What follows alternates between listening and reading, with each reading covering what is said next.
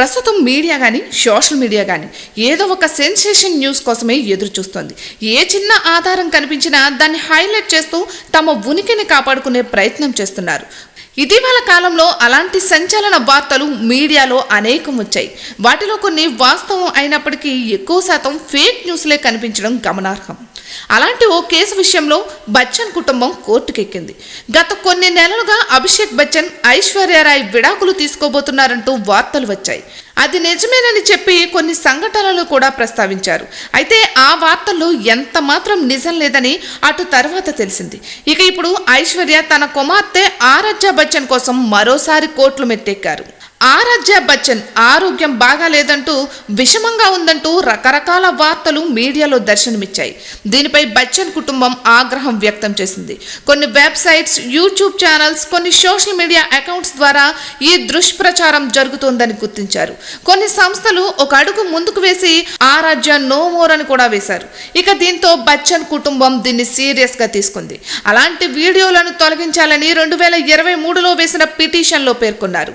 తన కూతురు ఆరోగ్యం విషయంలో కొన్ని మీడియా సంస్థలు ప్రజలను తప్పుదోవ పట్టించే ప్రయత్నం చేస్తున్నారని ఐశ్వర్యరాయ్ తన పిటిషన్లో పేర్కొన్నారు. ఇక దీన్ని సీరియస్ గా తీసుకున్న కోర్టు గూగుల్ కి నోటీసులు జారీ చేసింది. దీన్ని కొన్ని యూట్యూబ్ ఛానల్స్ పట్టించుకోలేదు. ఆరాధ్యకు సంబంధించిన వీడియోలను అలాగే ఉంచారు. ఈ పిటిషన్ వేసిన అటు తర్వాత కొన్ని మీడియా సంస్థలు కూడా బచ్చన్ ఫ్యామిలీకి సపోర్ట్ చేస్తూ కథనాలను ప్రచురించాయి. ఒక మైనర్ బాలికపై ఇలాంటి ప్రచారాలు చేయడం తగదు అని ఆ మీడియా సంస్థలు చెప్పుకొచ్చాయి. ఇక 2023లో బచ్చన్ ఫ్యామిలీ వేసిన పిటిషన్ పై విచారణ జరిపిన హైకోర్టు వెంటనే అలాంటి వీడియోలను యూట్యూబ్ నుంచి తొలగించాలని ఆదేశించింది.